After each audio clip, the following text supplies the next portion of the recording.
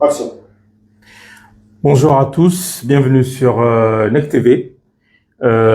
Aujourd'hui, nous allons faire un petit bilan sur l'indépendance des Comores.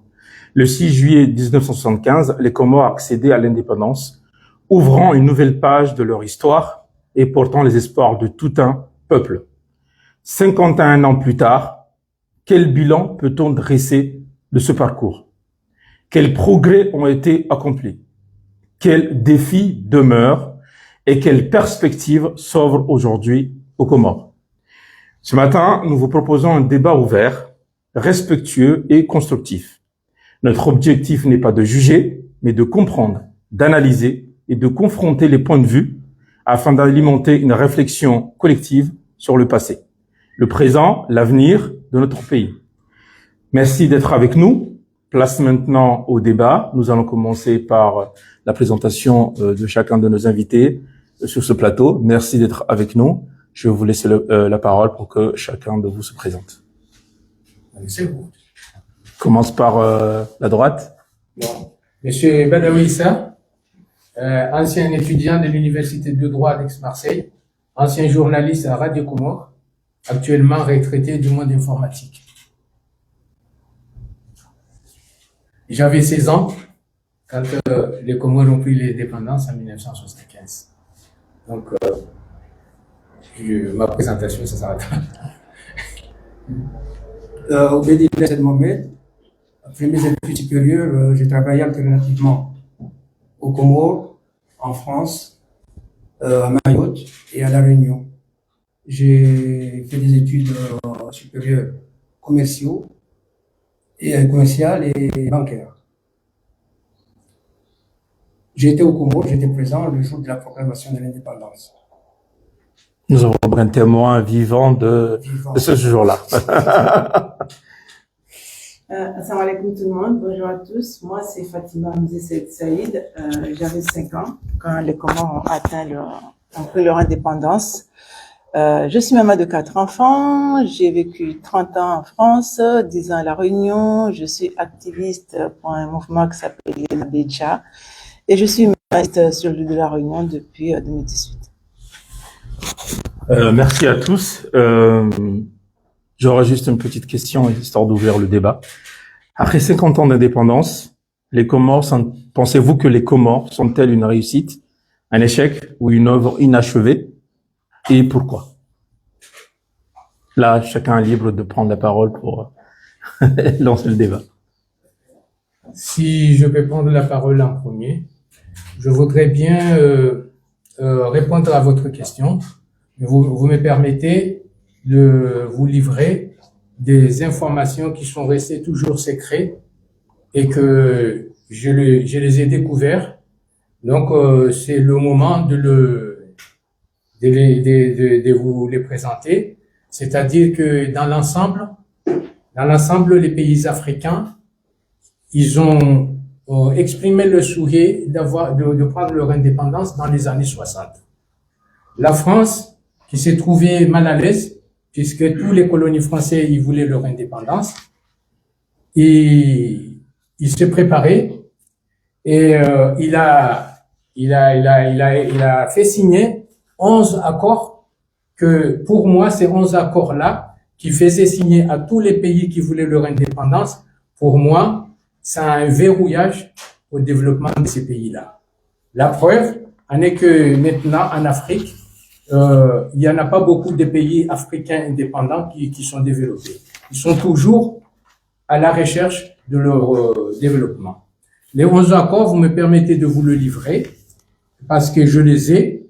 Ça, c'est des accords qui ont été signés le 26 décembre 1959, justement pour bloquer les pays qui voulaient prendre leur indépendance à l'époque.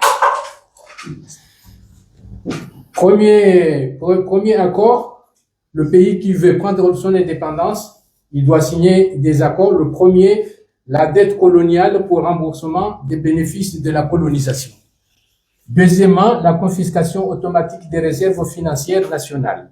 Troisièmement, le droit de premier refus sur toutes les ressources brutes ou naturelles découvertes dans le pays. Quatrièmement, priorité aux intérêts entreprises françaises, des entreprises françaises dans le marché et appel d'offres publiques.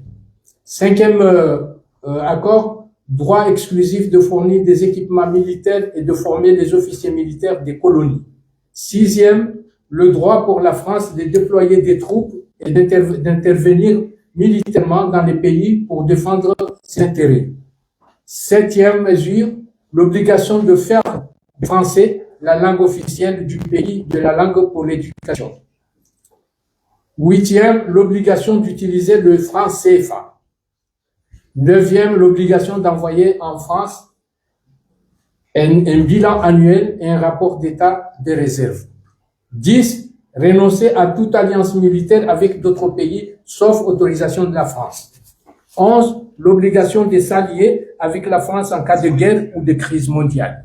Ces accords-là, ils n'étaient pas spécifiés à un pays.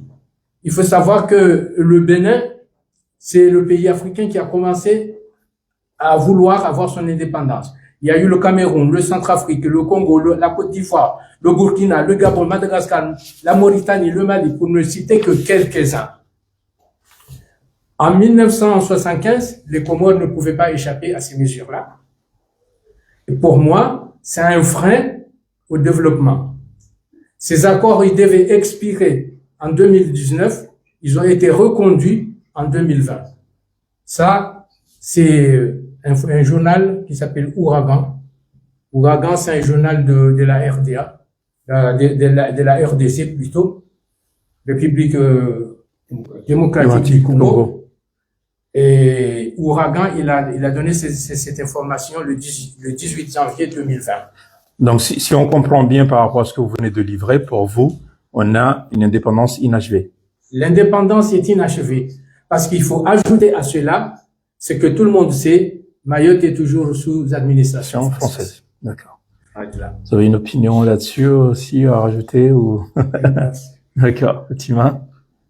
Pour moi, je rejoins ce que M. Badawi a dit, l'indépendance des Comores ou des autres pays africains, c'est une bonne chose, parce que comme il a cité, Sékou Touré, ce qu'il a dit, qu'il vaut mieux vivre dans la liberté qui est riche dans la servitude. Et au Comores, on a une indépendance, on a un drapeau, on a un État, même s'il n'est pas complètement souverain. Mais pour moi, c'est une bonne chose d'avoir pris l'indépendance et c'est une semi-réussite, je dirais. D'accord. Et historiquement, le fait que les Comores ont pris leur indépendance, quelles étaient les promesses attendues? Quels étaient les souhaits attendus quand c'est lui qui a prononcé, rappelons-nous bien, si je me trompe pas, c'était Ahmed Abdallah. Oui. Quand il a pris cette décision de proclamer l'indépendance des Comores, quelles étaient à ce moment-là, à l'instant T, les promesses que les Comoriens attendaient? Est-ce que vous avez une idée là-dessus? On a pris l'indépendance, pourquoi? On s'attendait à quoi? Le fait d'avoir été colonisé, d'avoir eu toutes ces mesures-là, quelles étaient les promesses données en prenant l'indépendance? Moi, je pense que les autorités comoriennes qui ont choisi de prendre l'indépendance, ça, c'est une idée qui les animait depuis un certain temps. Pourquoi je veux dire ça? C'est que ils ont d'abord œuvré pour avoir une autonomie interne. Je ne sais pas si vous avez une idée sur l'autonomie interne. C'est que on avait un gouvernement, on avait une assemblée nationale et on se chargeait du pays, mais bon, on était toujours sous les ordres de la France. C'est-à-dire que parce que les colonies, il y a beaucoup de systèmes. Parce que déjà, on sait très bien que Mayotte, il était resté français, mais sous statut spécial, on disait. Nous, à l'époque de Seyd Mohamed Cheikh, le Comore, il avait demandé son autonomie. Ça consiste à avoir son budget et à gérer son budget. Donc, pour avancer dans ce chemin-là, les Comoriens, ils ont dit, ben, puisque pour le moment, on a déjà fait la formation en prenant l'autonomie interne, pourquoi pas l'indépendance? Peut-être qu'avec l'indépendance, on va faire des grandes choses. On va évoluer comme on a commencé par l'autonomie. Parce que c'est pas tous les pays colonisés, c'est pas tous les colonies français qui demandaient de l'autonomie. Parce qu'ils se sentaient pas capables. Nous, on va dire que les autorités, à l'époque, ils se sentaient capables. Même si, en proclamant ça, on n'avait pas un plan bien détaillé. Voilà, un plan bien détaillé qui nous montrait là où on y va. Mais comme on disait en comorien, Uhuru, c'est Jiruma, c'est ça qu'il faut. Il faut qu'on soit amis. Je veux dire que les Comoriens, ils n'avaient pas vu que quand on est indépendant, il y a beaucoup à faire. Mais ils ont été colonisés et même les cerveaux jusqu'à maintenant, ils sont toujours colonisés. Et donc, quand vous dites ça là, si c'était à refaire, d'après vos connaissances depuis jusqu'à aujourd'hui, et si c'était à refaire, est-ce que vous préconisez qu'il fallait refaire ça? Si on devait si par exemple on vous aujourd'hui, de donner la parole, le Bédéla, moi je dis non parce que pour moi c'est une indépendance arrachée. C'est pas une indépendance. Donc la méthode n'était pas bonne alors. On n'aurait pas dû faire ce qu'on a fait. Faire ce qu'on a fait. Mais on l'a fait. Ben, la fierté, il est là. Le symbole de dignité, il est là. Théoriquement. Mais Fatima, t'es d'accord avec ça? Si c'était à refaire? Si c'était à reprendre l'indépendance? Si c'était à reprendre l'indépendance, oui. Je le reprendrai. Même dans les mêmes circonstances. Je le reprendrai. Peut-être que ça serait pas dans les mêmes circonstances. Mais on a pris l'indépendance et on est quand même reconnu internationalement à l'ONU comme quoi les Comores c'est 4 îles. Donc c'est une bonne chose. C'est une bonne chose. On a un drapeau. On décide nous-mêmes de notre destin, même si on sait que comme les accords qui ont été lus par Badawi, il y a toujours des éléments bloquants en amont pour nous bloquer. Mais on est quand même indépendant. Et moi, si c'était à refaire, ben je le reprendrai. Moi, j'interviens sur l'autonomie interne dont mon frère Badawi a bien défini. Effectivement, cette autonomie interne a été négociée. D'accord. C'est pas une autonomie interne qui est arrivée du côté comorien ou du côté de la France. D'accord. Et c'est une autonomie interne qui a été négociée entre les deux parties. Oui, en considérant la prise des indépendances des années 60. D'accord.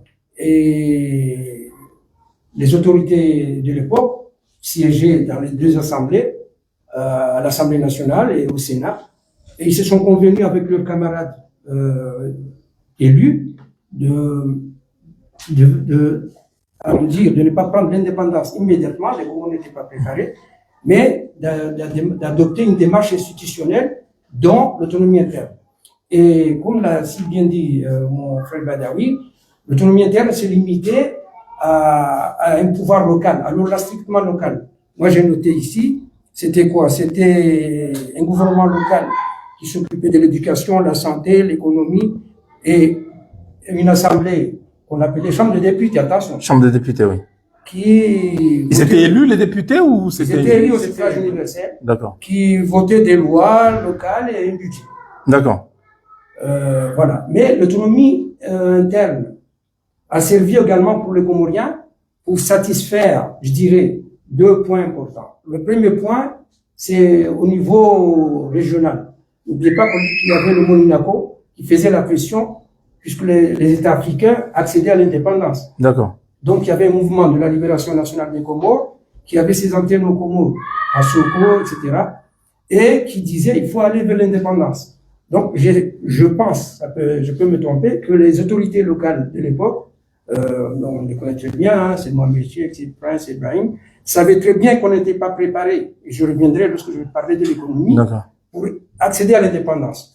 Peut-être ils ont jugé d'avoir cette autonomie pour satisfaire plus ou moins les appétits, voilà, merci, de nos compatriotes qui se trouvaient dans la région, particulièrement en Est-Afrique, Zanzibar, Dar es Salaam, et même plus loin, en Russie. D'accord. Je m'arrête là.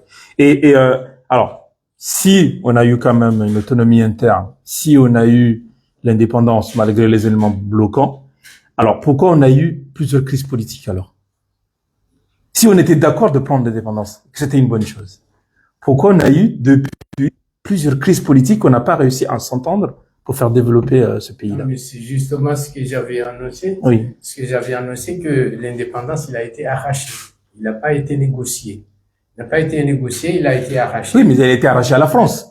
Oui. C'est les Comoriens qui l'ont arraché. Ouais, Alors que les crises politiques internes, les crises politiques, c'était interne, c'est pas avec la France. Oui. C'était entre. Parce que la politique, les crises, ils sont internes.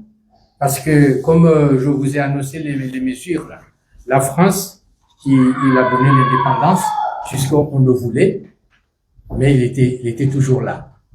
Moi, je dirais, les conflits politiques, la France est à l'origine de tout ça. Donc, si je lis entre les lignes, ça veut dire qu'il y avait une influence de la France envers les Comoriens. Donc, les Comoriens, il y avait une partie des Comoriens qui était pour la France, alors, contre l'indépendance. Oui. On prend l'exemple, Oui. on a pris l'indépendance et 21 jours Oui. après, je crois, 22 jours après, Ali Soali a fait un coup d'État avec des mercenaires français. D'accord. Oui. Et puis, ça se voit. Mayotte, il a choisi de rester avec le colon. Mais c'est déjà là le début de conflits politiques internes. Après, si on dépouille les votes, Mayotte n'a pas choisi. Mayotte, la France, il a encore refait un référendum juste qu'à Mayotte. Voilà. D'accord. Oui. Alors que on est 4 îles. Oui. Voilà. Je vais essayer de faire une synthèse de mes deux intervenants ici. Il faut savoir que mon ami Badawi dit ici que l'indépendance a été arrachée. D'accord. Ce qui est vrai. Mais il y a eu une cause. La cause, c'est quoi? C'est que quand il y a eu le référendum d'autodétermination, le résultat de Mayotte était contre l'indépendance. Mais globalement, 96% des Comoriens voulaient accéder à l'indépendance. D'accord. Quelques jours plus tard, la France qui surveillait, qui supervisait, disons comme ça, ces élections, a dit nous allons faire une estimation île par île. D'accord. Une consultation. Voilà. Non, d'abord une estimation par île. Le résultat est que Mayotte ne veut pas accéder à l'indépendance. D'accord. Et ça, c'est pas arrivé de la veille au petit matin. Ça date depuis, c'est un petit peu historique. Historique pourquoi? Parce que les Comores étaient rattachés à Madagascar pendant 34 ans. Et je vais en parler dans ma présentation économique. Ensuite, Madagascar était devenu indépendant. Il y a eu une réforme constitutionnelle à Paris en 1946. Vous vous rappelez que le département de La Réunion, je vous rappelle que le département de La Réunion date de 1946, etc., etc. Donc, le Comore est devenu territoire d'outre-mer en tout temps. Et pendant cette période, le chef-lieu, disons la capitale des Comores s'est trouvée à Mayotte. D'accord. Et quand l'autonomie interne a été décidée par les deux parties, je l'avais dit tout à l'heure, il y a eu un transfert de la capitale de Mayotte vers Moroni. Pour des raisons que tout le monde peut estimer normales. Légitime. Voilà, légitime. Déjà l'espace, etc. Donc, qu'est-ce qui s'est passé? Les Maorais n'étaient pas d'accord. Parce que il y avait quand même une capitale qui est déplacée, il y avait des pertes d'emploi, il y avait des séparations de famille, oui. etc., etc. C'est vrai, en termes de démographie, voilà. la grande île avait plus d'habitants que... Le problème de Mayotte a commencé à partir de cette date. Mais là, on revient sur l'indépendance, parce que si c'est sur Mayotte, il faudra qu'on fasse un autre débat, parce que moi, je ne suis pas du tout d'accord avec... Oui. Je dis, je fais... Donc, qu'est-ce qui s'est passé? C'est que les Maorais n'étaient pas d'accord. Oui. Donc, il y avait un problème rampant. D'accord. C'était pas, nous ne sommes pas d'accord, nous quittons les Comores. Nous sommes encore 60, c'est quand le 61 autonomie interne, transfert de bon, je me rappelle pas très bien, ça doit être en 58. En 58. Donc là, bien avant l'indépendance. Oui, bien sûr, avant l'indépendance. L'autonomie interne en 61. Pour préparer l'autonomie interne, on a déplacé la capitale des Comores, de Mayotte. Mais là, on était encore sous colonie. Sous colonie. C'est la France, après avoir détaché les Comores de Madagascar, vers les Comores, et puis installer une administration strictement comorienne, elle a installé la capitale à Mayotte. Et ensuite, quand pour une prévision d'autonomie interne en 1960, les années 60, au début des années 60, il a déplacé la capitale de Mayotte vers Moroni en 58. Et les Maorais n'étaient pas du tout d'accord. Mais ils ne l'ont pas manifesté comme ils le manifestent maintenant. Ils n'ont rien dit. Ils y avaient participé. Zenamdere est venu en Grande Comore. Quand il y a eu le RDPC, le Rassemblement du Peuple Démocratique de Comores, c'était le Parti Blanc. À l'époque, vert, blanc, etc. Mais Zenamdere était invité. C'est Mohamed Jafar qui était le président du parti et tout le bureau l'ont accompagné pour faire le tour de la Grande Comore. Il a été bien accueilli, etc. Donc les Maorais étaient pleinement aux Comores. Mais ils avaient toujours, ils n'ont toujours pas compris pourquoi il y a eu un transfert de capital. Donc le problème de Mayotte s'est explosé lors de ces élections, de ces référendums, avec ces résultats. Donc il y a des autorités qui se sont appuyées sur ces résultats pour dire, d'un, on a transféré une capitale sans vous demander votre avis, et de deux, vous ne voulez pas être indépendant.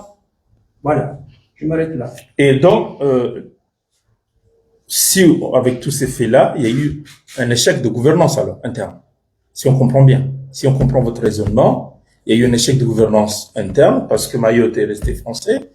Il y a une succession de crises politiques aux Comores. Ah, moi, on peut conclure ça comme ça? Non, j'étais en train d'expliquer pourquoi l'indépendance a été arrachée. D'accord. C'est-à-dire, Abdallah s'est trouvé le dos au mur, si on peut s'exprimer ainsi, parce que ça voulait vouloir dire que vous allez être indépendant à Mayotte. D'accord. Et vous voulez rattraper avant que ce résultat soit vraiment international. C'est-à-dire, le référendum a eu lieu en décembre 1914, après plusieurs tractations avec les Maorais pour leur dire qu'est-ce que vous faites là, etc. Les députés Maorais qui se sont, etc., qui ont formé un camp et qui siégeaient à l'Assemblée à la Chambre des députés. Donc, et puis il y avait aussi Moi, je suis etc. Oui. Et donc si on continue, oui. Non, mais je voulais qu'on conclue sur ce. Oui, on conclut. Oui. D'un point de vue économique, 51 ans d'indépendance. Pourquoi les Comores demeurent toujours un pays où l'économie est fragile? 51 ans d'indépendance. Pourquoi jusqu'à maintenant, les Comores sont considérés, même si sur la liste des pays les moins endettés au niveau de la FMI, on est classé 6e, pourquoi on demeure toujours une économie très fragile jusqu'à maintenant? Quelles sont les causes? Je vais être long, on a demandé que je m'utilise la parole. Non, mais moi j'ai résumé ce chapitre-là. Oui. Je le résumé comme ça. Il faut d'abord savoir que sur les 51 ans d'indépendance, moi je les ai divisés en 3. D'accord. J'ai pris 15 ans de stabilité politique. Je veux bien dire stabilité politique, parce que l'économie n'a pas bougé. Ça, je laisse BD là, il va intervenir là-dessus. Mais je sais que pendant 15 ans, qu'on a appliqué la mesure de la tournante, le pays était stable politiquement. Mais, vous imaginez, 51 ans, on a enlevé 15 ans. Et puis, on enlève 2 ans de révolution d'Ali Souali juste après l'indépendance. Il nous reste 34 ans d'instabilité, tout système confondu, et machin un coup d'État confondu, institutionnel, militaire, pendant 34 ans. Comment voulez-vous que le pays évolue si il passe son temps comme ça? Moi, le pays a connu ces périodes-là et que l'économie ne pouvait pas avancer. L'instabilité politico-économique due aux coups d'État successifs, tout pouvoir et tout système, parce que c'est des pouvoirs et des systèmes confondus, ont mis un frein à l'économie. Moi, c'est là où D'accord. Avant de passer la parole à Fatima, est-ce que tu as quelque chose à rajouter là-dessus? Pourquoi pendant 51 ans, on a toujours une économie qui est fragilisée? Parce que c'est le système de gouvernance, les politiques mises en place qui ont fait que économiquement et dans d'autres domaines, on avance. Oui, mais l'économie ne concerne pas, n'est pas seulement sous la main de la gouvernance, la population, les acteurs privés. C'est quand tu es le gouvernement, il a un programme à chaque fois. D'accord? Oui, mais il y a la partie privée. C'est-à-dire que la population peut aussi investir dans l'économie. Ils n'ont pas besoin du système de gouvernance. Oui, mais la population peut investir dans l'économie d'un pays uniquement quand tu as des banques qui te prêtent à des taux raisonnables, pas avec les taux qu'on emprunte à Exim Bank ou au mec de Comores, quoi, avec des taux à 15% ou des trucs comme ça qui font que oui, j'ai vu récemment, oui, Exim Bank exigeait 11% d'intérêt. Voilà, ce qui est énorme. Les acteurs économiques veulent bien faire les choses, mais les banques ne leur donnent pas vraiment l'aisance qui leur permettrait d'avancer. Donc, encore une fois, c'est aux politicards, au gouvernement d'exiger que les banques peut-être réduisent leurs taux pour permettre aux personnes sur place qui souhaiteraient faire avancer les choses d'investir un peu plus. Il y a beaucoup de jeunes. Il faut là-dessus, excuse-moi, c'est très important de comprendre le système bancaire. L'économie d'un pays ne peut pas avancer si le système bancaire n'appuie pas l'économie. Parce que c'est la banque qui met à disposition des fonds pour que les acteurs, que ce soit publics ou privés, investissent. Donc, l'un des éléments bloquants, si vous mettez des taux d'intérêt élevés, personne ne peut investir dans l'économie. Parce que le système financier veut que tout passe par la banque. Maintenant, je vais passer la parole à pour nous développer un petit peu peut-être 5 minutes là-dessus. Bon, la question est la suivante. La fragilité de l'économie comorienne. Ouais. Pourquoi on est toujours une économie fragile? D'accord. À mon avis, ça date de loin. Parce qu'il ne faut pas oublier que nous avions des îles qui ont été gouvernées par des sultans. Particulièrement en Grande Comore, le pouvoir était partagé par plusieurs sultans. Dans les autres îles, c'était des sultans par île, un sultan par île. Donc, ces gens-là ne pensaient pas économie. On est en 1841, il n'y avait aucune vision économique. Ensuite, arrive la France qui a acheté Mayotte et qui arrive à regrouper les 4 îles. Et dans ce contexte, arrivent les colons français pour exploiter les 4 îles. Et l'économie de l'époque, c'était une économie dominée par les produits de rente. La vanille, le copra, etc. Girofle, etc. La production, export. D'accord. Je vous donne un exemple ici. C'est un passage qui est écrit par Hervé Chagnou et Ali Harim. C'était les têtes pensantes d'Ali Soali. Donc, dans ce passage, il est dit, en Grande Comore, par exemple, Humblo. Oui, la famille Humblo, voilà. Très connue. Humblo qui était des propriétaires terriens qui faisaient les produits de rente, disposait environ 46% des territoires, des terres cultivables. Disons 50%. Du foncier agricole. Voilà. Donc, c'est un exemple. En Grande Comore. Tout ça, c'est des produits d'exportation. Oui. Moali, 22%. En juin, 37%, donc 37%, etc. Donc, le retour de ces exportations, en termes de financement, c'est pas au Comore. Non, c'est en France. Bon, 1. 2. La deuxième chose, c'est que les Comores étaient rattachés avec Madagascar pendant 34 ans. On était complètement effacés du globe. Je dis bien du globe. Et ça, c'est toujours, c'est dit jusqu'à maintenant.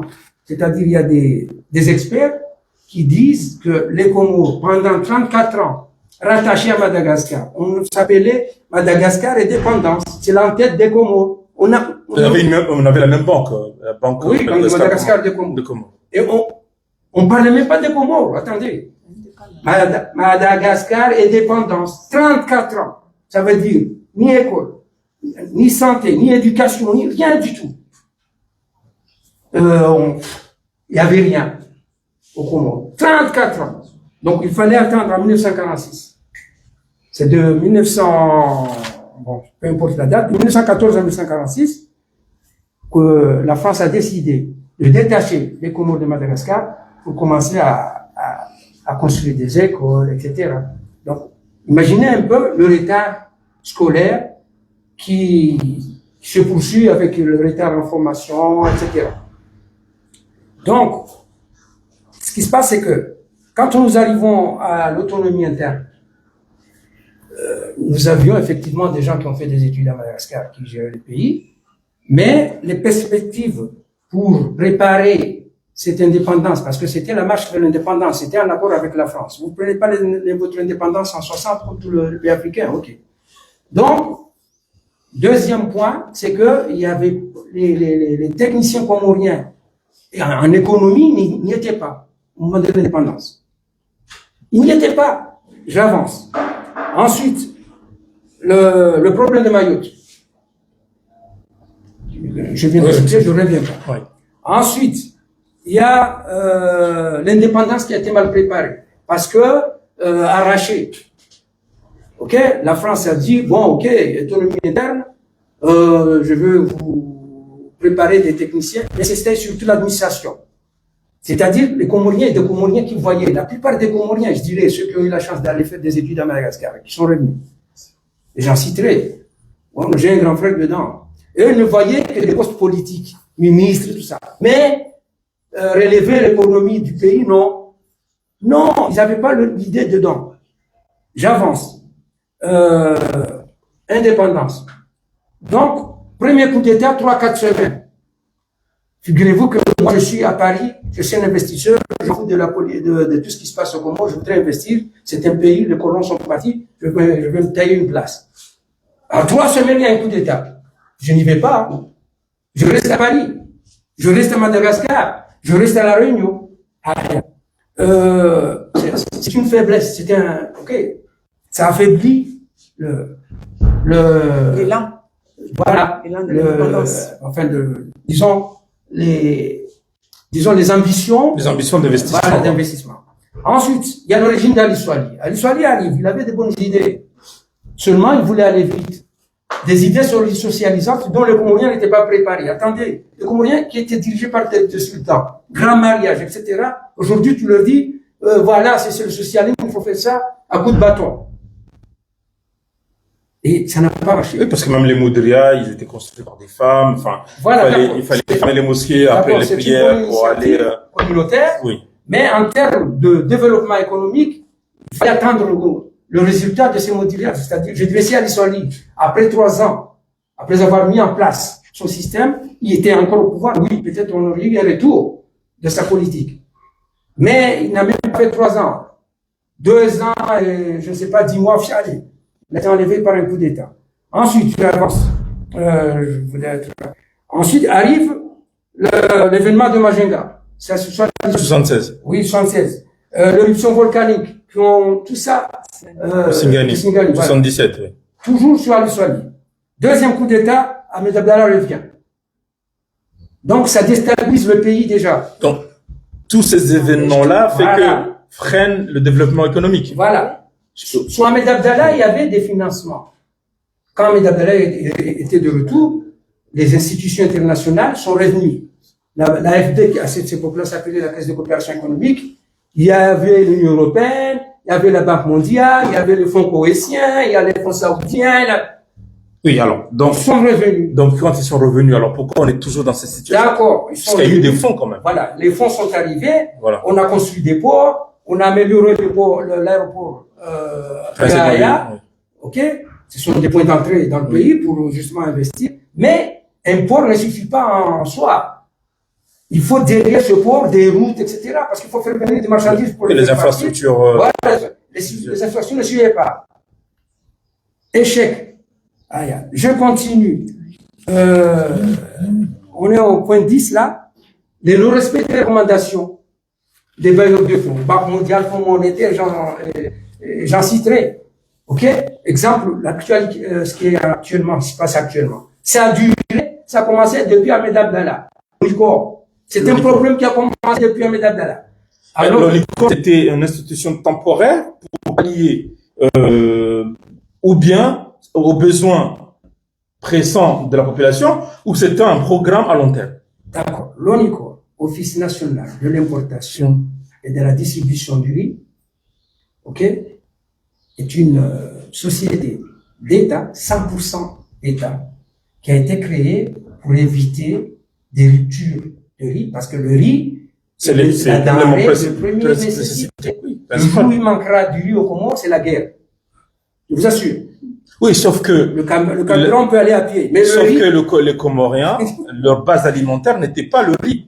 Oui. Nous, on mangeait des maniocs, des patates, des ignames. Pourquoi on en a fait du riz la denrée principale? Pourquoi ONICOR est venu modifier le mindset, le mode alimentaire comorien qui fait qu'aujourd'hui, ONICOR, mon ami Ben, je viens de vous dire tout à l'heure que les terres cultivables étaient occupées à 50% par voilà, il n'y avait plus de terres cultivables. D'accord. Le paysan a pris l'habitude de faire de l'ilang, etc. Il s'en fout de l'igname, il va vendre à 2 euros. Enfin, j'exagère. Oui, 2 euros. C'est encore 1000 francs, pour dire le mieux. Ouais, le franc comorien. Alors que comment? Ilang et le girofle. La nous rapporte l'équivalent il pas encore au mariage. D'accord. D'accord? Donc, laisse tomber, il faut faire venir le riz. Avec 1 kilo de riz, tu fais nourrir 5 personnes dans un foyer. Le calcul est fait. Les partenaires internationaux ont dépêché ce qu'on appelle la CNICET, la Conférence des Nations Unies sur le commerce et le développement, pour créer cette société. C'est-à-dire accompagner le Comorien, l'État comorien, pour créer la société afin d'éviter une rupture de cette denrée de première nécessité et puis de réguler le prix. Il ne faut pas que je vends le riz. Si c'était dans le privé, je veux cacher du riz, je fais de la spéculation. Oui, sauf que la spéculation se fait toujours. Il y a toujours des ruptures. Je comprends pas. Si on met en place une institution pour réguler, justement, l'importation du riz, les prix, pourquoi il y a toujours des ruptures? Pourquoi il y a toujours spéculation? C'est ce que Or qu'on sait que on peut anticiper sur les commandes. Pourquoi? C'est ce que je vous suis en train de vous dire, c'est qu'il n'y avait pas le non-respect des recommandations, je viens de l'annoncer, des bailleurs de fonds, enfin des institutions internationales. La CNICET que je viens de citer, il y a des recommandations. C'est-à-dire les recommandations, ils ne sont pas venus faire du tourisme à Moroni. Ils ont recommandé, ils ont dit, vous créez cette société. Le directeur doit être nommé quelqu'un de compétent. De compétent, oui. Ensuite, le comptable aussi est nommé par, le directeur est nommé par décret présidentiel, le comptable est nommé par arrêté ministériel du ministère des Finances. Compétence. Ces postes sont toujours politiques. C'est des postes politiques. Depuis Ahmed Abdallah, c'est pas d'aujourd'hui. Donc, qu'est-ce qui s'est passé? On arrive souvent, on nomme des qui ne sont pas compétents. Je réponds à votre question. Je dirais, maximum 5 ans, le RICO s'est trouvé en rupture, en cessation de paiement.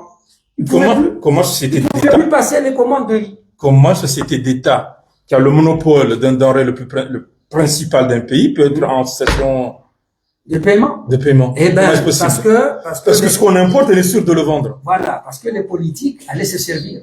Ah. Donne 20 tonnes à telle personne parce qu'il va me soutenir demain aux élections.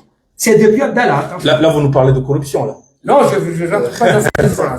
C'est à toi de c'est de la corruption passive ou de la corruption active? Oui, mais certainement. C'est à toi d'interpréter. Voilà pourquoi. Il y a de la corruption. Oui. Attendez, voilà pourquoi l'ONICOR a des problèmes jusqu'alors.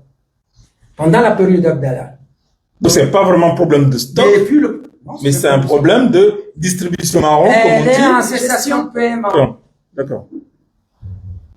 Ça veut dire quoi? Qu'elle ne peut plus faire face au paiement.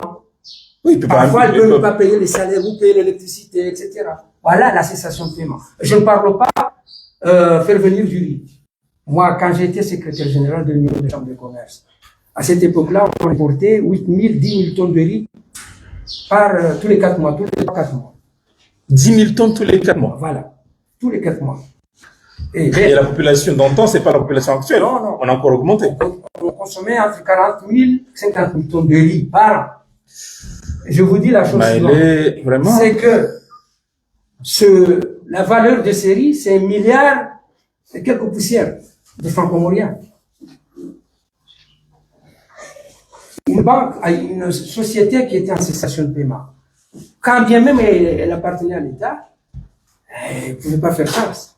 Donc, à cette époque-là, il y avait la banque. Il n'y avait pas les banques actuelles. Il n'y avait qu'une seule banque qui a trouvé un mécanisme. Mais Abdallah a dit, vous faites venir du riz, vous vous débrouillez. Parce que le riz est une denrée de première nécessité. La société Onicor est en cessation de paiement. Vous vous débrouillez pour faire rentrer du riz ou bien vous faites le camp. Et la banque de l'époque a mis en place un mécanisme qui a stabilisé l'impôt et la distribution du riz, tout en gardant la société. Voilà, je m'arrête. Oui. Voilà. Non, mais moi, je voulais juste conclure sur tout ce qu'il a dit. Il a dit beaucoup de choses. Moi, je suis pas du finance et je ne connais pas les chiffres. Mais tout simplement, ce que j'ai retenu, moi, c'est un constat que je fais que financièrement, nous sommes enfermés dans un cercle vicieux du franc CFA qui, à l'époque qu'on nous a annoncé ça, il était censé venir avec des mesures d'accompagnement qui ne sont jamais venues. Et on se retrouve enfermé dans ce cercle vicieux et dans le système de spéculation du FMI. La dette de l'État augmente sans pour autant voir un signe du développement. Et puis j'en conclus parce que moi c'est un constat, moi je ne connais pas les chiffres, mais je sais qu'un pays il survit avec des aides, mais il peut pas se développer qu'avec ses propres moyens et ses ressources. Donc les gens qui disent le Fonds monétaire international il va intervenir, on va nous aider, ces aides là. C'est pas ça qui va développer. Et juste en quelques mots, pourquoi les jeunes d'aujourd'hui peinent-ils à trouver de l'emploi malgré leur formation ou à investir au Comores? Quel est l'élément bloquant d'après vous? Juste en quelques lignes. C'est l'augmentation des inégalités. C'est l'augmentation des inégalités et puis un manque de structure parce que ces jeunes-là, ils sont à l'université, mais nous tous on est passé par là, on nous a jamais appris comment il faut se retrouver sur le monde du travail. On nous apprend de blablabla, mais quand tu as fini, tu dois te débrouiller. Il y en a qui savent se débrouiller, et il y en a même qui prennent le risque d'aller mourir pour aller chercher une meilleure vie ailleurs. Et comme on dit, l'herbe verte, elle est ailleurs. Donc moi, je dis à ces jeunes-là, il faut qu'il y ait quand même une structure d'accueil et d'accompagnement pour essayer de les retenir. Parce que même ceux qui ont fait les études, qui ont fini les études à l'étranger, ils veulent jamais rentrer. Alors que je sais que si c'est pas en Europe, mais en Afrique, ils vivent pas aussi bien que chez eux au Comores. Mais ils veulent plus rentrer parce qu'il y a rien qui les attire. Et est-ce que dans ce cas-là, est-ce qu'on peut affirmer que sans la diaspora comorienne, Fatima, l'économie comorienne s'effondre? Non, ça c'est. Est-ce qu'on peut affirmer ça aujourd'hui? On est souvent, mais moi ce que je dirais, si on est en échec aujourd'hui, encore une fois, c'est parce que depuis cette fameuse indépendance, il n'y a jamais eu vraiment une vraie gouvernance. Ceux qui nous ont gouvernés jusqu'à aujourd'hui sont responsables de tous nos maux, sont responsables de toutes ces personnes qui se noient entre Andorre et Mayotte, sont tous responsables de toutes ces personnes qui se noient dans les mers Méditerranée et sont tous responsables de nous tous qui aimerions rentrer chez nous pour produire et développer des choses qu'on ne peut pas y aller. Parce qu'on est mal gouverné depuis le départ. Et jusqu'à aujourd'hui, on a beau faire des discours, on a beau voir des personnes émerger, même ceux qui arrivent après reproduisent les mêmes choses que les anciens. Tu vois? Donc c'est la mauvaise gouvernance. Il faut dire le mot. Les gens qui nous gouvernent, les gens qui gouvernent le Comores depuis 75 jusqu'à aujourd'hui, ou même bien avant, ce sont eux qui nous ont conduits à cet échec. Ça, c'est une part de vérité, c'est vrai. Mauvaise gouvernance, on l'a dit. Oui, Mais la diaspora- depuis, la famille Humblo ne possède plus les terres cultivables. On est bien d'accord. La diaspora, les jeunes qui s'assoient, qui vont pas au champ, à la pêche, ou etc., et qui attendent le Mdjomba qui est en France ou à La Réunion, qui envoie le petit 100 € au Bangweni, la population a quand même une part de responsabilité dans cet échec-là. Comment se fait-il qu'aujourd'hui, la diaspora qui contribue quand même à hauteur de plus de 45% du PIB du pays, non seulement n'a pas le droit de vote, mais en plus, ceux qui sont sur place, ne font pas Justement, d'efforts. il y a pas que les jeunes qui attendent au village, mais il y a aussi le système. Parce que tous les systèmes, tout confondus, successivement, tous les systèmes tout confondus, ils sont là, ils attendent, parce que la diaspora aujourd'hui, il contribue beaucoup, il fait des routes, il fait des infirmeries, il construit des écoles, il construit des routes, il fait tout ce que le système de... Oui, à ce sujet-là. Ouais. Un village se cotise, fait majlis, fait des routes. Mais pour l'inauguration, on invite le ministre de l'économie et des finances pour venir inaugurer. Voilà, pour venir inaugurer. Pourquoi cela? Donc, le gouvernement, il est absent pendant que nous, on fait son boulot, mais non seulement on fait son boulot, mais on le convie pour venir inaugurer ce qu'on fait. C'est quand même leur devoir régalien de faire. Ça veut dire que, d'un côté, c'est la faute à nous, la diaspora, mais à un moment, c'est humain, parce qu'on peut pas laisser les enfants comme ça, à la rue, alors qu'on est on a soi-disant des moyens, même si on n'habite pas juste à côté, mais on pense toujours pour faire le majlis parce qu'il y a une infirmerie à tel endroit, il y a une école qu'on a... Oui, mais si on continue ce système-là, Voilà. on continue à alimenter aussi l'oisiveté, Moi, l'identité des autres. C'est ce que je reproche. On a une part de responsabilité. C'est ce que je Vous êtes reproche. d'accord avec moi? C'est ce que je reproche de la diaspora. On devrait un moment faire un embargo pour inciter ces gens-là à faire leur boulot. Oui. Voilà. Oui. Lisez. Je pense que, bon, ce que tu viens de dire, Ben, tu as totalement raison. La diaspora contribue beaucoup, à 25, à hauteur de 45%. Non, non. 25% du PIB. Alors, 25 ou 45? 25. Moi, je dis 45%. Bon. Moi, je sais pas. C'est 25%. Donc, bon, on n'en va pas. Oui. D'ailleurs, on s'est dit on va faire des émissions Spécifiques, plus détaillées, plus détaillées. PIB, c'est quoi, et le 25% de... Moi, je dirais, moi, j'ajouterais ce que tu es en train de dire, Ben. Il y a le secteur privé. Pourquoi il y a le chômage au Comores? Là, Oubedila pose la question à Oubedila. Alors que nous avons l'apport de la diaspora, et il y a aussi le secteur privé. Donc, le secteur privé, normalement, doit être parti. Mais le problème est que pour la formation des jeunes, il n'y a pas de formation des jeunes. Il y a des bricoles. On bricole. On prépare des Il n'y a chômeurs. pas une formation des jeunes. Mais ils vont en France, ils vont au Sénégal, ils reviennent à Madagascar, ils reviennent avec des masters, des D'accord. doctorants. D'accord. On compte quand même beaucoup de doctorants, D'accord. de docteurs au Comores. D'ailleurs, hier, Dans tous les domaines. Hein. Oui, hier, je viens de lire une liste du barreau de Moroni, des Comores, qui a agréé pas moins de 50 avocats. Voilà. C'est beaucoup. À mon avis, si ces gens-là ont fait de la plomberie, ok, parce qu'aujourd'hui, on quitte Fungouni pour chercher un plombier à Moroni. N'est-ce pas? On quitte Mitsamouli pour chercher un plombier à Moroni. Et encore, ce plombier, vous ne l'avez pas.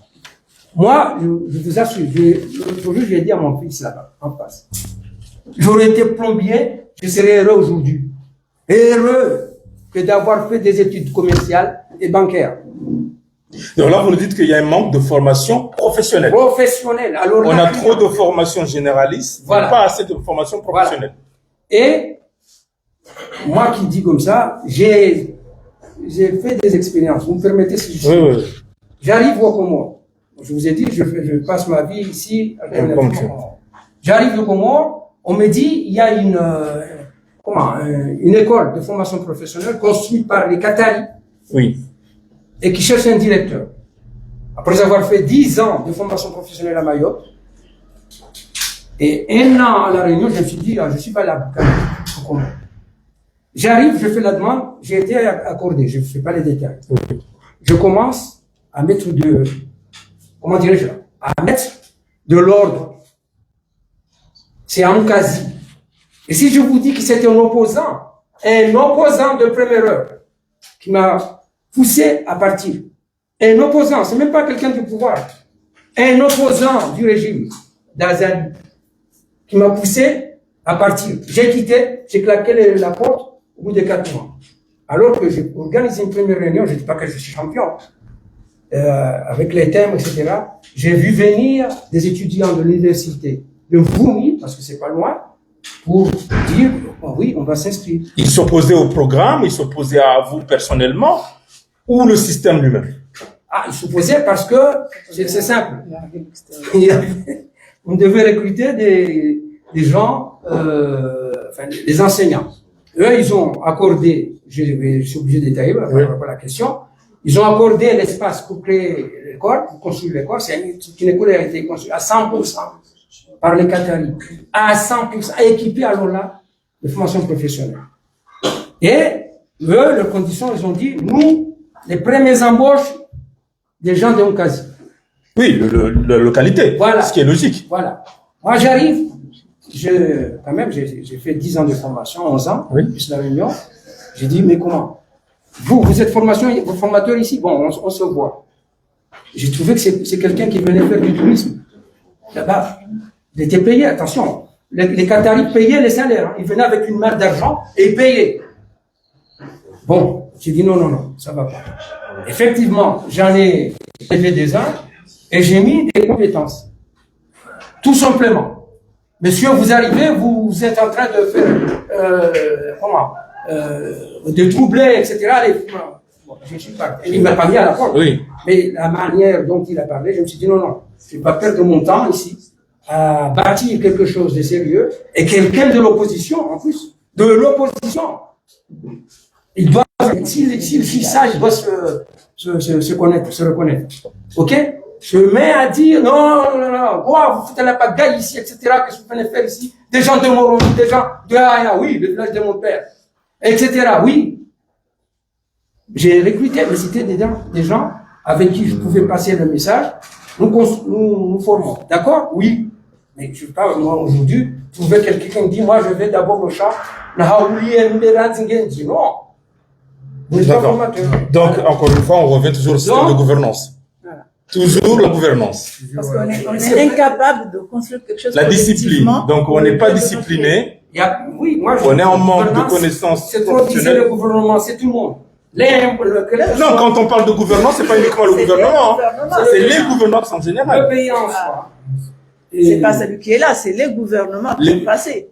Et aussi, c'est vrai que nous, on a une part de responsabilité. Quand Badawi dit il faut qu'on fasse un embargo, on répète toujours les mêmes choses tous les jours, mais on ne fera rien parce qu'il y a personne qui a envie Enfin, on veut tous aller au paradis, mais personne ne veut mourir.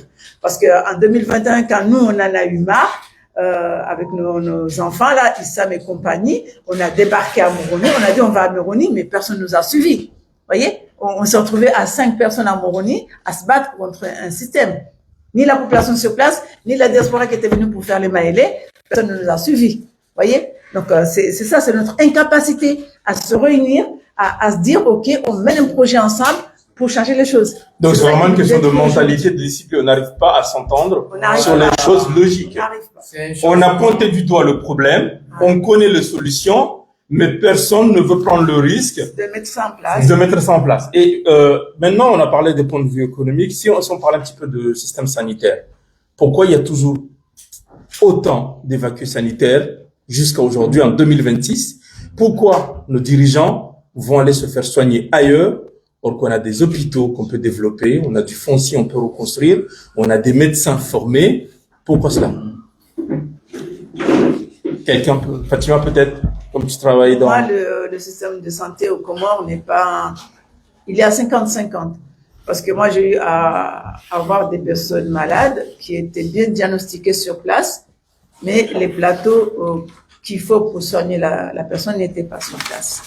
Il y a ça aussi, mais encore une fois, si ceux qui ont gouverné ce pays depuis 51 ans avaient pensé plus au pays qu'à leur ventre, on aurait moins d'évacuations sanitaires. Parce qu'il faut savoir que les évacuations sanitaires, c'est pas uniquement pour les Comoriens. Tout le monde part se soigner ailleurs. Quand on a une maladie qui ne peut pas se soigner à La Réunion, on est évacué à Paris ou à Nouméa ou à New York. Oui, mais l'argent qu'on met à l'étranger est tellement énorme que si cet argent-là était utilisé en interne, on aurait pu développer un système sanitaire interne. Certes, mais comme disait ça coûte combien d'aller se faire soigner à Mada ou à Zanzibar ou à Tanzanie? C'est énorme. Cet argent-là, si les autorités faisaient le calcul, ça aurait suffi pour investir et développer les hôpitaux de Moli, Anjouan et Grand Comore. Moi, je sais que ma belle famille avait un jour envoyé leur maman en Nairobi pour 12 000 euros. 12 000 euros. Donc, sachant qu'en France, pour se faire soigner, il faut souscrire une assurance par minimum de 30 000 euros. Oui. Oui, moi, j'interviens au niveau charge, prise en charge. Moi, je dirais, nos partenaires font le maximum, on peut dire ce qu'on veut. C'est-à-dire, actuellement, il y a un programme qui s'appelle Plan de développement France-Comore, qui a été signé en 2019 entre Azali, enfin pas Azali, entre Amin Chef et Briand. Dans ce programme, 150 millions. Dans ce programme, il y a la création d'une structure d'assurance maladie. D'accord? Cette structure est en train d'être créée. Moi, je ne travaille pas pour la France. Je dis ce que je me documente. Vous savez. Donc, maintenant, le problème, c'est quoi? C'est que quand on signe un partenariat entre un pays ou une institution internationale, il faut avoir derrière une équipe compétente. Mais l'équipe compétente n'a jamais répondu présent. N'est jamais présente. On met en face des gens qui ne connaissent rien. Voilà le problème. Et ces gens-là, ils sont nommés politiquement? Voilà, ils sont nommés politiquement. Parce que aujourd'hui, si dans les 150 millions, non, c'est pas 150 millions pour la mise en place de la sécurité sociale, non, il y a, je sais pas, 15 millions, je sais pas. Mais c'est beaucoup d'argent. D'ailleurs, un bâtiment est en train d'être construit du côté de l'ancienne imprimerie, là. Donc, quand on met en face, parce que nous avons, tu l'as si bien dit là, Ben, certainement en France, nous avons un gars qui maîtrise parfaitement la sécurité sociale, la prise en charge des malades de A à Z. Non, on ne va pas chercher, trouve-nous un gars, parce que nous avons une enveloppe 2. Et puis ensuite, on va peut-être rajouter, etc., pour mettre en place, etc. Non, on va mettre, c'est pour ça que ce projet traîne. Et jusqu'alors, les gens sont obligés de faire de l'évacuation sanitaire. Alors que le projet devait durer 3 mois, avec 3 ans, ce dispositif serait mis en place, une prise en charge serait sur place. Et c'était renouvelable. Peut-être on se serait défendu, encore une fois, s'il y a les compétences, pour dire à nos amis de la France, là, évacuation, ok, prise en charge par vous. Vers Mayotte, vers l'hôpital de La Réunion. Donc, maintenant, c'est l'AFD elle-même, l'Agence française de développement, avec comme initiative, je ne sais quoi, qui se débrouille pour monter le dossier, pour aller sur le chantier. Donc, ce sont des experts étrangers qui viennent travailler pour un projet combien? Voilà, alors ils repartent avec la moitié de... Et qui repartent avec les indemnités qu'il faut payer. Donc, l'argent qui est donné par la France retourne en France. Et sur l'autre côté. Mais on n'a pas des experts chez nous? Justement, c'est ce que je suis en train de dire. Les experts, s'ils ne sont pas sur place, ils sont quelque part. On les sollicite pas. On ne demande pas. Mais des postes comme ça, il n'y a pas un appel d'offres, il n'y a pas un appel à candidature, il n'y a pas... Si. Ils sont publiés dans les journaux, à Ouattane, etc. Et c'est de la même manière dans la formation professionnelle. Tous les volets pour appuyer, impulser un peu l'économie comorienne, sociale, etc., sont passés là-dedans. Donc, si on peut dire, Même soutenir les femmes, entrepreneurs, etc. depuis Je vous invite 1975 à lire. jusqu'à Alors là, aujourd'hui, on n'a pas réellement un progrès dans le système sanitaire. Non. On est toujours dans la redondance, l'inertie, l'erreur récurrente à chaque fois. On court toujours derrière tout. On court toujours derrière tout depuis La santé, 1975. l'économie. Et l'économie, il est à plat. Le sanitaire, on n'a pas des équipements adéquats, susceptibles de pouvoir, recevoir des malades. Mais ça aussi, c'est comme tu l'as signalé dans ton questionnaire, c'est la croix du système d'inégalité, quoi.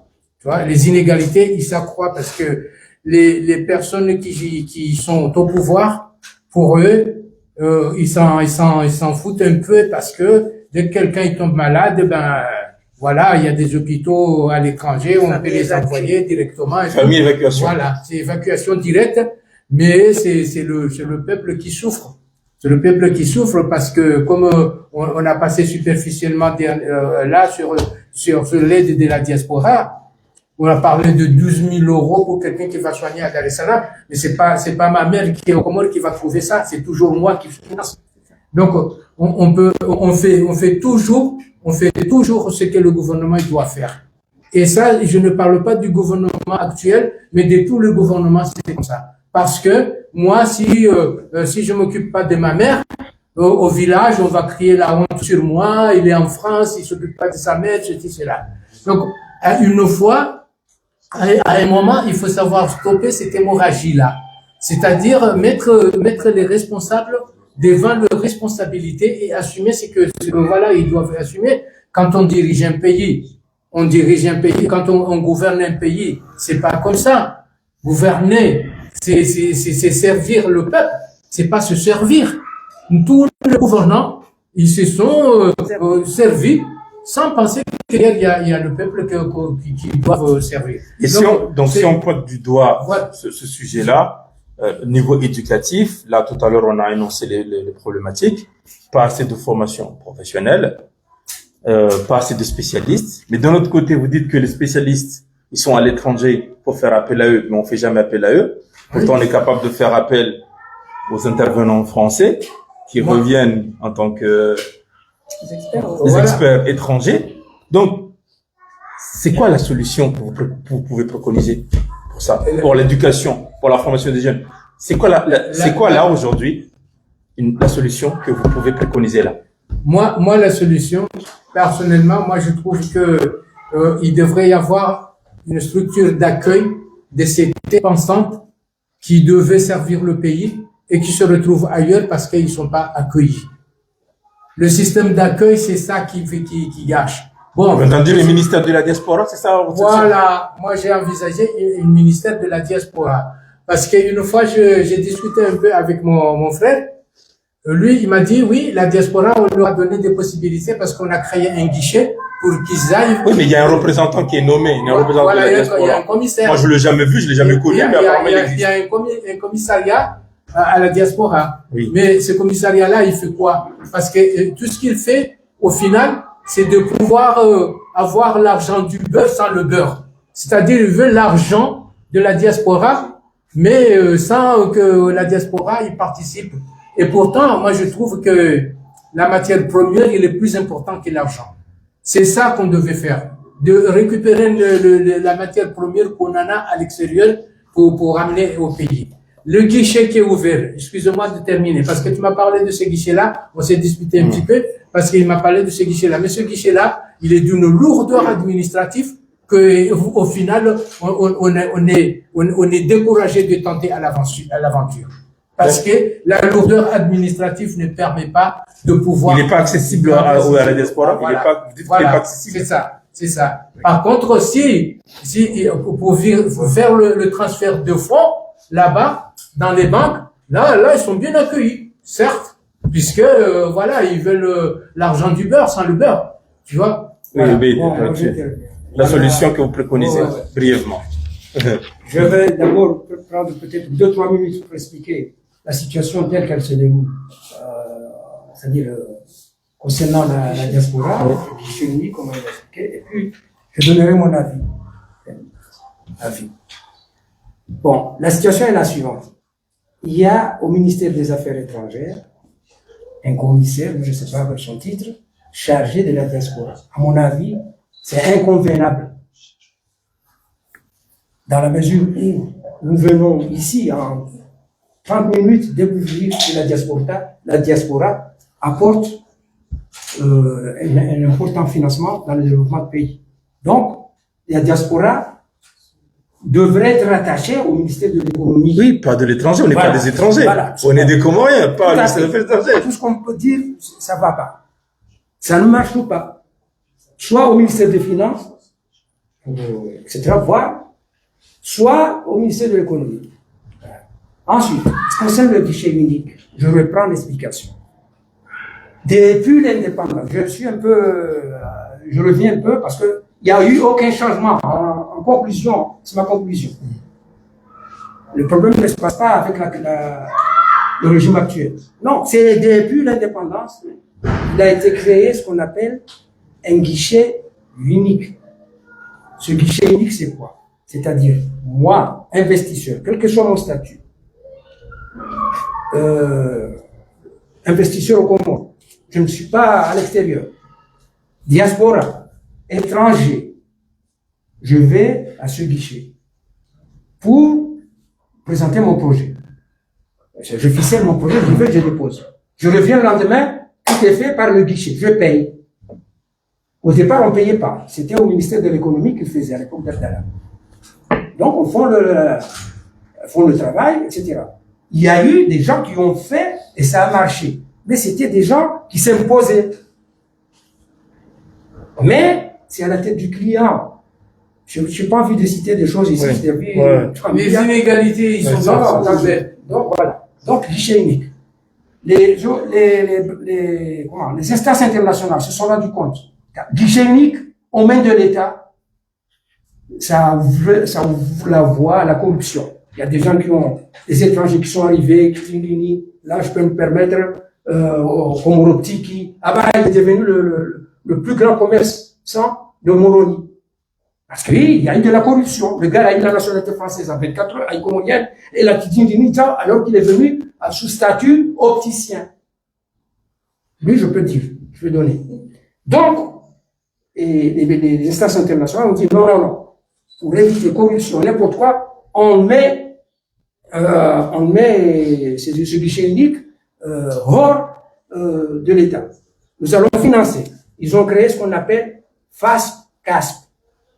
Centre d'appui au secteur privé et FASP. Qui finance? C'est le PNUD. Le PNUD. D'accord. CASP. ONG internationale. Voilà. CASP ou FASP. Centre d'appui au secteur privé et fonds d'appui au secteur privé. Ça marche ensemble. Donc, les opérateurs, il y a eu quelques opérateurs qui ont émergé localement. Comment rien, je vais dire, il y a eu des assureurs, il y a eu même une société, qui faisait des cahiers localement. Oui. Des cahiers, des. Oui, je m'appelle à l'école, on utilisait les cahiers. Voilà. Ils sont arrivés avec des machines. Comme ils étaient installés comme Romport. Merci. C'est ça. Merci Ben. Si, c'est la zone industrielle qui a été créée. Si. Bon. Mais, je ne sais pas comment, tout a basculé, les plus unis. Ça n'a pas marché, je ne sais pas, moi c'était pas à Moroni à cette époque-là. J'arrive à Moroni, je suis secrétaire général de chambre de commerce, le PNUD revient, il dit on ne veut plus du CASP pour face, on refait autre chose. Quoi? APSP. Et maintenant on va le faire sous forme d'association. Association pour la promotion du secteur privé. Et là je reviens. Le privé, la diaspora, peuvent faire marcher ce pays s'ils étaient pris en considération. Ils ont créé la PSP. Et c'est le PNUD qui finançait. Ça marchait pendant 7 ans. Il y a eu,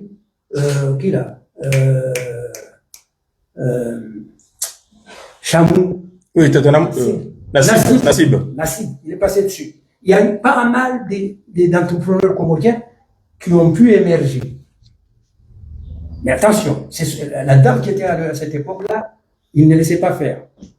C'est une Algérienne qui s'appelait Madame Akouf. Il venait je ne dis pas tous les jours, il venait régulièrement voir ce que peut faire la PSP et à côté, il y avait ce qu'on appelait un fonds national de garantie. Il existe un fonds de garantie maintenant. Mais on sait même comment il est géré. Donc, qui était géré à l'époque par l'AFD, toujours. et la Banque centrale. C'est-à-dire, ce n'était pas un fonds que l'on donne parce que le président téléphonait, non. C'était sous critère de dossier. Voilà, avec un comité d'attribution. J'ai été présent dans ces histoires, je ne raconte pas de blabla. Donc, ça a marché, je vous donne un exemple, les Chamou, etc., ils ont pu émerger. Mais les instances internationales ne peuvent pas rester occupées. Ils ont pas vocation. Oui, soit, voilà. C'est connu, ils n'ont pas vocation à rester éternel, Ils sont là pour impulser, et après c'est le pays qui doit continuer. Donc le pays a dit, laisse-moi terminer s'il te plaît, le pays a dit, nous allons créer notre propre appui au secteur privé. Ils ont mis ce qu'on appelle la NPI, Agence nationale pour la promotion des investissements, qui est encore là. C'est cette agence-là dont il parle. Il parle de cette agence-là que bon, voilà. C'est le dernier. Donc ça marche pas, ça va, etc. Bon, ça c'est l'État maintenant qui a pris en charge. Donc, je vous laisse imaginer quand l'État prend en charge Avant, c'était pas une instance pareille. Ok, donc c'est toi, lui, non, oui, l'autre, ok, oui, voilà. Il ne finance pas, attention, c'est les projets. Parce que si vous passez un projet là, si le projet est bancable, la banque va même regarder, la banque n'est pas obligée d'accepter, va regarder 1 ou 2, 3 fois. Il va peut-être dire, voilà. Bon, il y a un fonds de garantie, je ne sais pas comment il s'appelle maintenant. Voilà. Donc, c'est justement cette instance, enfin ce bureau-là, à un pays qui doit pousser ce fonds pour appuyer, c'est ce que nous avons été sollicités. Quand Chamou a déposé son dossier à la Banque de développement des Comores, qui n'était pas bancable, eh ben, on lui a dit, tu peux actionner la PSP. Il a actionné la PSP a revu son dossier et le comité d'attribution a accordé son appui, enfin, du fonds de garantie, voilà. Donc, c'est ça ce qu'on appelle guichet unique. Donc, ce guichet unique, à mon avis, s'il n'y a pas d'emploi, ça, c'est le résultat de ce guichet unique qui devait se pencher sur ce problème de création d'emplois. Et je profite justement pour parler un peu de cette histoire de création d'emplois.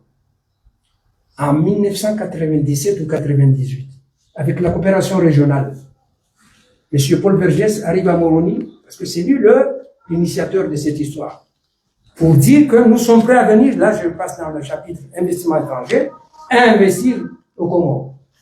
Il a été bien accueilli. L'ambassade de France a fait son tralala, bien accueilli. Des opérateurs sont revenus. Je connais des opérateurs qui sont revenus avec 2 projets. La mise en sachet du riz, comme ici, là. La Réunion, comment voilà.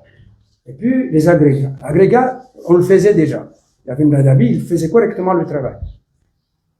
Mais la mise en sachet du riz, ça n'existait pas. Le projet est bouclé.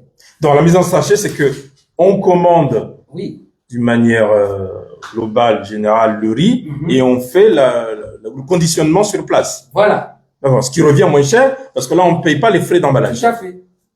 On ne fait pas le transport, on ne paye pas les frais d'emballage, et puis il y a toujours du riz pourri, parce que le bateau traverse, fait à peu près 3 semaines, 4 semaines. Oui. Avec l'humidité. Ah, tout à fait.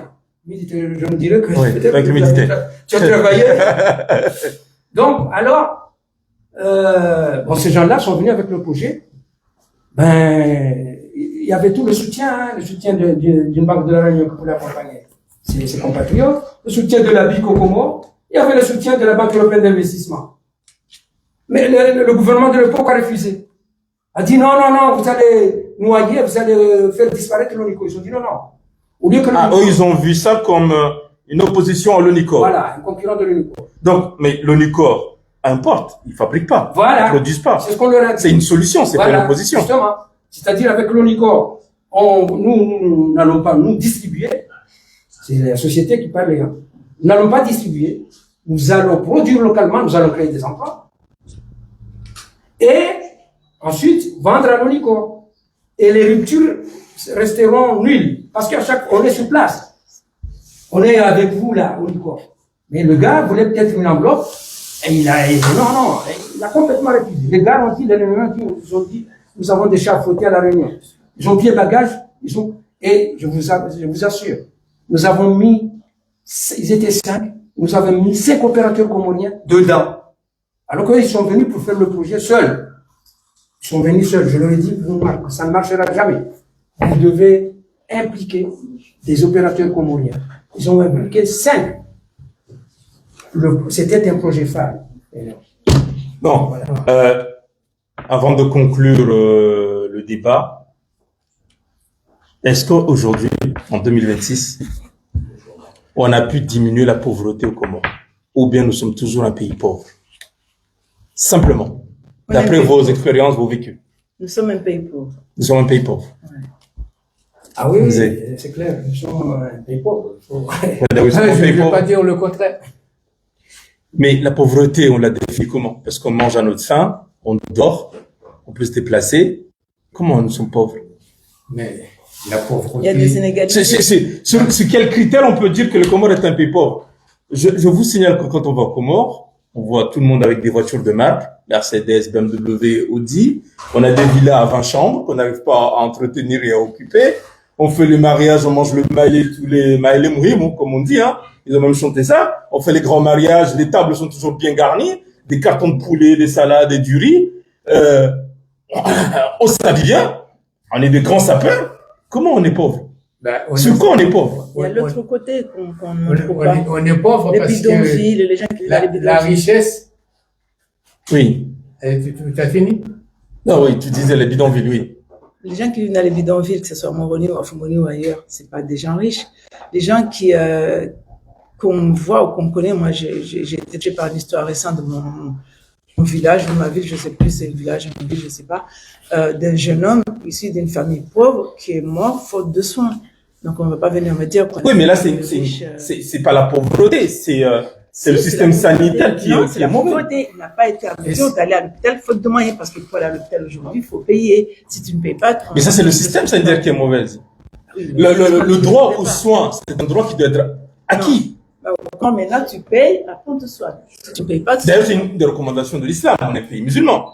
Oui. Soigner quelqu'un qui est malade, c'est un droit et un devoir.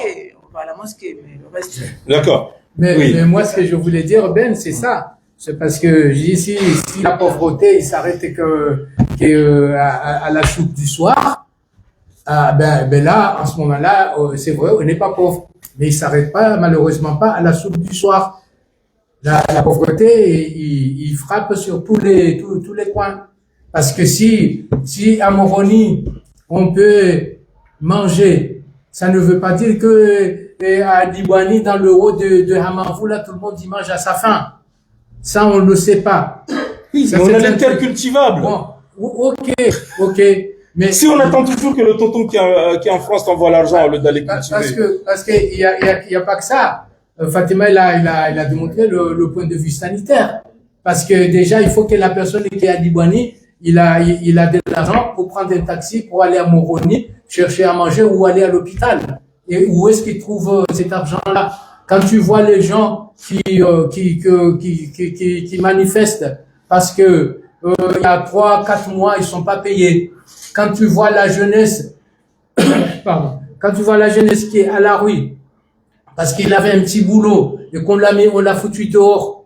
Quand tu vois les gens qui sont les soi-disant nos riches, parce que nous les riches c'est les commerçants au Comores. C'est ça la richesse qu'on connaît. Quand tu vois les commerçants, ils sont à la rue parce que l'État les a confisqué l'argent pour du riz. Et comment tu veux que les gens y vivent?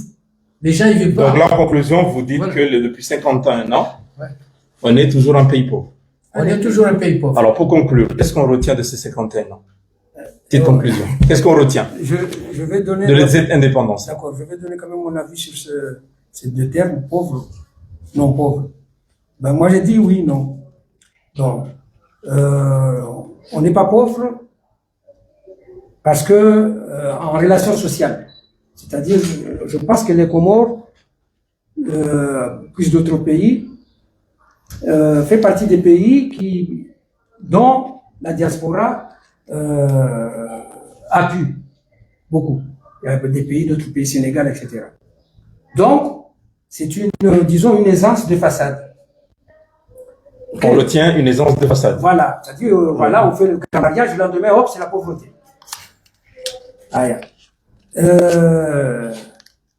Ensuite, on n'est pas pauvre parce que, on n'est pas pauvre parce que les gens se débrouillent. Je parle pas pauvreté en termes d'argent. Les gens se débrouillent. Regardez un peu l'exode rural qui est au Comores, là, en particulier à Moroni. Des gens qui arrivent depuis le Limakele, c'est la région la plus peuplée des Comores, qui quittent parce que les produits de rente, vanille, lame, tout ça, girofle, n'ont plus de prix sur le plan international, et qui quittent à Moroni et qui vient faire du commerce, vendre, de l'informel. De l'informel. Donc, du Makélé vers Moroni. Voilà. Donc, cet aspect, moi, je dirais, c'est une richesse. C'est-à-dire, il ne reste pas là à attendre. Bon, et figurez-vous que ça, je le dis, on peut interpréter comme on veut. Les Anjouanais sont d'accord. Les Anjouanais ne sont pas comme les Grands Comoriens. Il n'y a pas d'envoi je sais pas quoi, de transfert Western Union. Oui, c'est connu, les Anjouanais sont très débrouillards. L'Anjouanais qui est à l'extérieur, il vit pour lui.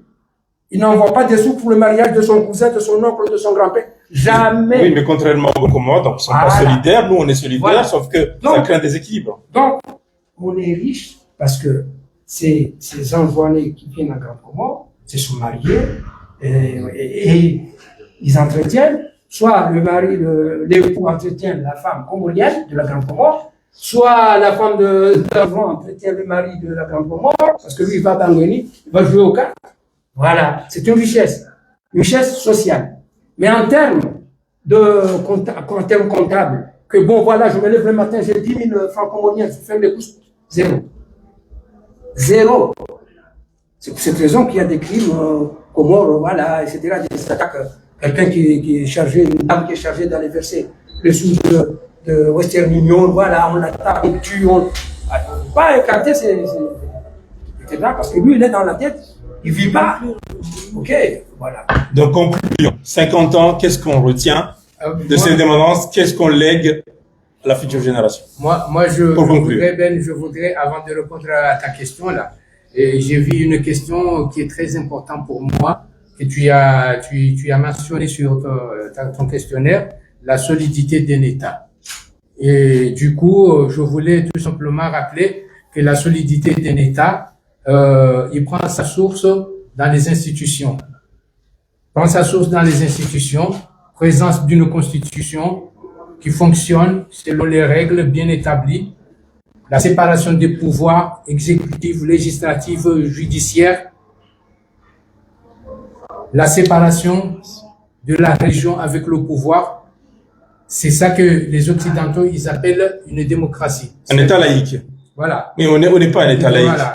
On n'est pas en termes, parce que je fais du droit, il y a des termes qui me reviennent. Ce n'est pas le pouvoir parce que normalement, la démocratie, c'est le pouvoir du peuple. Par le peuple et pour le peuple. Oui, c'est ça. Et pour le peuple. Mais dans les faits, c'est pas ça. Cette condition-là, il n'est pas remplie chez nous. Il faut le savoir. Et ce qu'on appelle démocratie, le mot, il est dans les bouches des gens. C'est un mot à la mode. Voilà, c'est un mot à la mode, mais il n'est pas compliqué, il n'est pas appliqué. Notre constitution, malheureusement, il subit toujours des modifications. À chaque pouvoir, la constitution est modifiée. Mais ce qui est malheureux, c'est que les modifications-là, ils tiennent pas du tout. Oui, une constitution qui n'est pas stable, c'est un pays qui est instable. Ça, on l'a dit. Voilà. Mauvaise gouvernance. Voilà. Un État qui n'est pas stable, dont les fonctions régaliennes ne sont pas respectées, les séparations de pouvoir ne sont pas respectées, parce qu'il y a une intrusion toujours du gouvernement dans la justice, il y a un maillage, ça on l'a dit. Il est partout. Donc on est d'accord que depuis qu'on a commencé le débat, mauvaise gouvernance, mentalité qui n'est pas solide, indisciplinarité, enfin, on a souligné. Donc qu'est-ce qu'on retient de ces 50 ans? Ingérence aussi. Donc qu'est-ce qu'on retient de ces 51 ans? Sommes-nous réellement indépendants? Sommes-nous réellement indépendants? Qu'est-ce qu'on lègue à nos futures générations? Conclusion, une différence de conclusion, c'est le bilan. Quel bilan faisons-nous? Nous sommes indépendants. On leur lègue malheureusement le combat pour notre intégrité territoriale complète qui a été reconnue à l'ONU. D'accord? Comme quoi nous sommes un archipel de 4 îles. Donc il y a ce combat-là que je lègue à mon fils Irfan. Je lui lègue la fierté d'être indépendant, d'être libre, d'avoir un drapeau, de pouvoir décider, de chanter mon hymne, ce qui n'est pas de notre île sœur pour l'instant. Et je leur dis nous espérons que nos enfants, que ce soit Issam, on l'a vu en 2021, parce que pour moi c'est un fils, je leur dis à ces enfants-là de Mabedja qui ont essayé qu'il faut rien lâcher, qu'il faut continuer le combat pour que un jour tous ces même si mes deux collègues n'osent pas dire les mêmes, mais moi je leur dis, je l'assume, que tous ces vauriens qui ont géré le pays et qui continuent à le gérer aujourd'hui puissent partir définitivement et qu'une nouvelle génération puisse naître, émerger et espérer dans Donc le pays n'ira mieux que s'il y a une nouvelle génération. Ah oui, oui. Pas ceux qui sont là. Si ceux qui sont là sont toujours là, le Il pays n'y aura pas d'évolution. Conclusion pour... Oui, oui. Moi, si l'indépendance peut être une source de mobilisation, okay, des compétences et de la population, etc., pour faire quelque chose dans le pays, okay, parce que il faut reconnaître qu'il y a des gens, il y a des jeunes qui vendent du poisson au marché de Burundi, qui ont fait vomir des Angolais. Parce qu'eux, ils n'attendent pas que le cousin qui a marché envoie des sous. Si c'est pas être une source de mobilisation pour vraiment aller de l'avant. De résilience. Voilà. Ok. Maintenant, on ne peut pas continuer, après 50 ans, faire encore 50 ans, la situation. C'est-à-dire que les régimes se succèdent de la même manière. D'accord? Nous espérons qu'il y ait une prise de conscience un jour. Moi, la prise de conscience, où est-ce que je la place? Moi, je dirais, il ne faut pas avoir honte de revenir en arrière. Pourquoi avoir honte? Al-Iswali avait créé une école. Il lui disait, venez apprendre. On ne va pas faire comme Al-Iswali, Alif, B, etc. Non. C'est-à-dire, il y a des communes qui sont installées dans les villages. Ils sont là en train de tourner le doigt. Monsieur le maire, tu mobilises des compétences pour créer une école, pour enseigner l'économie, la constitution, séparation de pouvoir. Je suis sûr qu'un Comorien comprendra. Et quand Mila Kayabano est président de la République, il contrôle l'Assemblée. Mais lui, le Comorien lambda, qui est derrière là-bas, derrière les montagnes, quand il apprend que le président, c'est le président, le député, c'est rien. C'est vrai, il a mis un député, il l'a élu. Oui, il va lui dire, écoutez, toi, avec tes camarades, vous pouvez dire au président, sans la bagarre, sans insulte, mais vraiment poliment, au ministre, que votre loi ne passe pas, etc. Donc, il faut une éducation, je dirais, populaire, politique et sociale, voire économique. Une éducation. Donc, tout repose sur l'éducation. Voilà, tout repose sur l'éducation. Conclusion, voilà. C'est l'éducation, la formation. Alors, et Badawi, ta conclusion? Ma conclusion, c'est que si être indépendant, c'est avoir un drapeau, une hymne nationale, une devise et être inscrit aux Nations Unies. La résolution, il est là, 14 414. Eh bien, le Comore, il est indépendant, mais la liberté n'est pas encore retrouvée. D'ailleurs, la liberté n'est pas encore retrouvée. C'est un combat qu'il faut continuer. D'ailleurs, je finirai par citer une expression du regretté Ali-Swali quand l'OIA est venu faire une réunion aux Comores concernant le problème de Mayotte. Il a fini son discours comme ça. Compatriotes mahorais, partout où vous soyez, n'oubliez pas la devise sacrée. Un seul combat, un même idéal et un même peuple. Vive le Comore libre et uni. Vive les Comores libres et unis. Donc sur ce, c'est votre conclusion. Mais on peut se poser la question parce que la vraie indépendance, un pays indépendant, c'est un pays qui est indépendant financièrement. Vrai ou faux? Oui. Or que notre monnaie, c'est la banque française qui a la garantie de notre monnaie. Sommes-nous indépendants? L'espace maritime est garanti par la protection de l'armée française. Sommes-nous indépendants? L'espace aérien, l'espace social, l'AFD et les entreprises, ce sont des questions à se poser. Donc, Mayotte, toujours dans le débat. À chaque fois qu'il y a des Jeux des îles prochainement, ils vont défiler sous bannière française, sous bannière comorienne. Doivent-ils entrer dans la commission de l'océan Indien? Ces questions se posent. Donc, en conclusion, on dit que l'indépendance des Comores, 51 ans, Et inachevé. est inachevée. Inachevé. C'est inachevé jusqu'à maintenant, c'est une indépendance inachevée. Et dans ce cas-là, on va revenir sur un autre débat où on va approfondir sur l'économie, sous tous les tenants et les aboutissants de l'aspect économique. Et on fera plusieurs débats sur chaque thème pour approfondir, parce qu'aujourd'hui, bientôt on va fêter le 52e indépendance, 51 ans. Là, on est dans 51 ans. Là, on a 51 ans, on va fêter le 52e année de l'indépendance le 6 juillet 2026. On va danser, on va chanter, on va manger, on va chanter l'hymne national, mais les blessures sont toujours là. Ah oui. Les pensées sont toujours là et l'effort reste à faire. Et espérons que les nouvelles générations suivront le combat. Avec les 11 accords qui ont été renouvelés en 2020, on est... Et les nouveaux accords, il faudra revoir dessus. Voilà. Ouais. Bon, merci beaucoup de nous avoir suivis. Prochain débat, on reviendra vers vous pour vous annoncer. Merci à tous les invités qui sont venus sur le plateau. Je vous souhaite un très beau dimanche et je vous dis à bientôt. À bientôt. Merci beaucoup. Merci. Merci. Au revoir.